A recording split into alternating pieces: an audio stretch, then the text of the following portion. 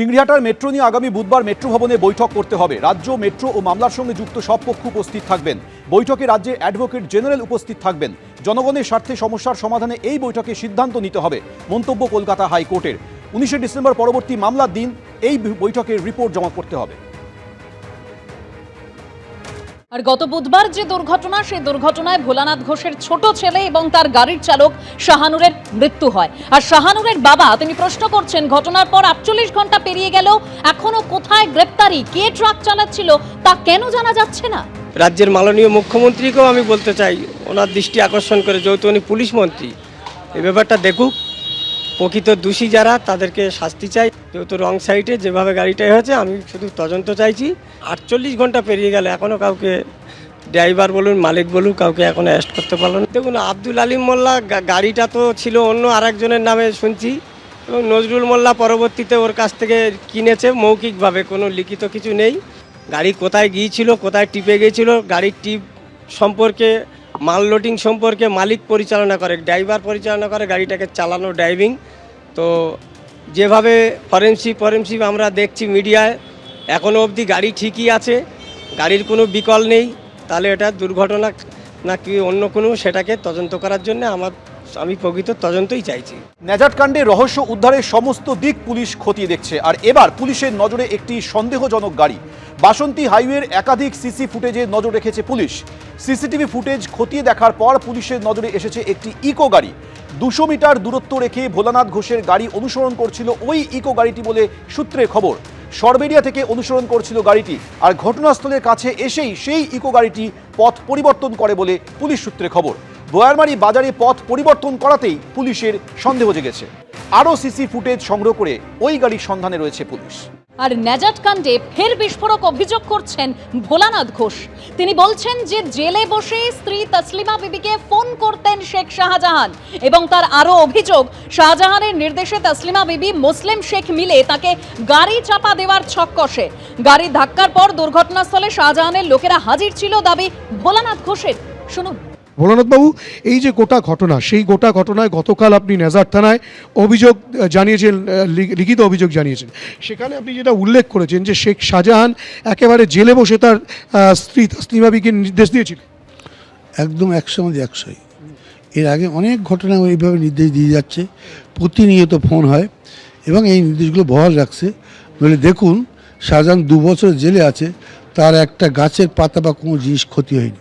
সে বরং যে বাড়িতে আপনারা বসে আছেন এটাকে টোটাল লুট করলো 2020 সালে। তসলিমা বিবি অর্থাৎ কিনা শেখ শাহজাহানের স্ত্রী, সে নাকি মুসলিম শেখ, যে সন্দেশখালী 1 নম্বর পঞ্চায়েত সমিতির সহকারী সভাপতি, সে তো তৃণমূলেরই সহকারী সভাপতি, সেই লোক তো রয়েছে। সে লোক আছে, কিন্তু আমি যদি লিখে থাকি ওখানে কিন্তু এই ব্যাপারে লেখা নেই যে উনি পঞ্চায়েত সমিতির সভাপতি মুক্ত, ক্রিমিনালের নাম, তার ঠিকানা। এখানে আরও বেশ কয়েকজনের নাম, যেখানে আপনি শুরু থেকেই বলছেন যে আলিম মোল্লা ছিল, নজরুল মোল্লা ছিল। আলিম মোল্লাকে আপনি দেখেছিলেন? আলিম মোল্লাকে আমি দেখেছি এক ঝলক, মৃত্যুর আগের মুহূর্ত। আর নজরুল মোল্লাকে পরে সিসিটিভি ফুটেজ দেখা যাচ্ছে, গাড়িটা, লরিটা যেখানে ছিল সেখান থেকে নিয়ে গেছে ও ড্রাইভ করে। কাজের সময় ড্রাইভটা করেছে আলিম মোল্লা। পরে দেখলাম সিসিটিভি ফুটেজে যেটা তদন্ত পাচ্ছে, ওকে তুলে নিয়ে এসছে। আর সব ব্যাপারটাই পুলিশের তদন্ত, আমি সেই তদন্তের উপরে আস্থা ভরসা রাখি। এনুমারেশন পর্ব শেষের পরেও বিএলওদের জন্য নতুন নির্দেশিকা জারি করল নির্বাচন কমিশন। বিএলওদের জন্য নতুন একটি অপশন জারি করেছে নির্বাচন কমিশন। এ বিষয়ে বিস্তারিত কথা বলবো, আমাদের প্রতিনিধি আবির দত্ত রয়েছেন। আবির, কি কারণে নতুন এই অপশন? দেখো, নতুন একটি অপশন কিন্তু জারি করা হয়েছে বিএলওদের জন্য, এবং যেটা জানা যাচ্ছে যে সিমিলার ফটো ইলেক্টর ভেরিফিকেশন, এই যে 11তম যে অপশনটা জারি করা হয়েছে, এটা থেকে কিন্তু একটা বিষয় স্পষ্ট যে নিজেদের সিস্টেমে ইলেকশন কমিশন তারা জানতে পারছেন যে একই ছবি ব্যবহার করা হয়েছে এরকম সংখ্যাও রয়েছে যেখানে একাধিক ভোটারের ক্ষেত্রে। তো সেই বিষয়টা নিশ্চিত হওয়ার প্রয়োজনীয়তা রয়েছে, নয়তো স্বচ্ছ ভোটার তালিকা প্রকাশ করা কিন্তু সমস্যা বা যাবে না। এবং সেই জন্য বিএলওদের ঠিক গতকাল আমরা জানি যে ইনোভিটেশন ফর্ম ফিল আপ করার লাস্ট ডেট ছিল, কিন্তু তারপরেও অ্যাপে তারা আরো একটি অপশন যুক্ত করেছেন। এখন এটা নিয়ে একটা কিন্তু বলা যায় যে সমস্যার সম্মুখীন হয়েছেন বিএলওরাও, তার কারণ তাদের শেষ তারিখ পেরিয়ে যাওয়ার পরে আবারও নতুন করে একটা টাস্ক, এবং সেইটা তারা কিভাবে ইমপ্লিমেন্ট করবেন সেটা যেমন একটা বিষয়, তার সঙ্গে সঙ্গে এটাও একটা বিষয়। তাহলে এরকমও অনেক ভোটারদের ক্ষেত্রে এরকম হতে পারে যাদের ছবি বিভিন্ন জায়গায় ব্যবহার করা হয়েছে, অথচ ভোটার নাম রয়েছে অন্য। সেই বিষয়টা নিশ্চিত করার দায়িত্ব বর্তালো বিএলওদের ওপরে, এবং সেটাকে পরীক্ষা করে সেই তথ্য কিন্তু দিতে হবে অ্যাপের মাধ্যমে, নির্বাচন কমিশনের কাছে পাঠাতে হবে বিএলওকে, এমনটাই জানা যাচ্ছে। আবির, ধন্যবাদ। অর্থাৎ গতকালই এনুমারেশন পর্বের যে ফর্ম ফিল আপ সেটা শেষ হয়েছে আমরা জানি, কিন্তু তারপরও বিএলওদের জন্য নতুন অপশন জারি করলো এবার নির্বাচন কমিশন। এবং নির্বাচন কমিশনের যে তথ্য, অর্থাৎ কমিশন সূত্রে যেটা জানা যাচ্ছে, এনুমারেশন শেষের পরও অপশন দেওয়ার উদ্দেশ্য হচ্ছে স্বচ্ছ ভোটার তালিকা তৈরি। সিমিলার ফটো ইলেক্টর ভেরিফিকেশন নামে নতুন অপশনই জারি করা হয়েছে।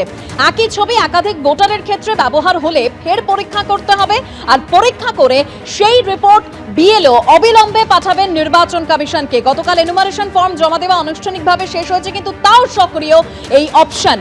সিমিলার ফটো ইলেক্টর ভেরিফিকেশন নামেই নতুন অপশন বিএলওদের উদ্দেশ্যে জারি করেছে নির্বাচন কমিশন। এবং নির্বাচন কমিশন সূত্রে যেটা দাবি করা হচ্ছে, যা তথ্য পাওয়া যাচ্ছে, যে এই অপশন জারি করার উদ্দেশ্য হলো স্বচ্ছ ভোটার তালিকা তৈরি।